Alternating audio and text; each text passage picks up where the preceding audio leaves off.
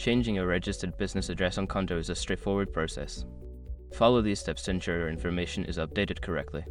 Step 1. Log into your Qonto account. Access your Qonto account by entering your credentials on the Qonto website or app. Make sure you have the necessary permissions to make changes to your business information. Step 2. Navigate to Business Settings. Once logged in, locate the Business Settings section in your account dashboard. This area contains all the essential information related to your business profile. Step 3. Select Address Update option. In the Business Settings menu, find the option for updating your registered address. Click on this option to proceed with the address change. Step 4. Enter new address details. Input your new business address in the provided fields. Ensure that all information is accurate and complete to avoid any issues with your registration. Step 5. Confirm and save changes.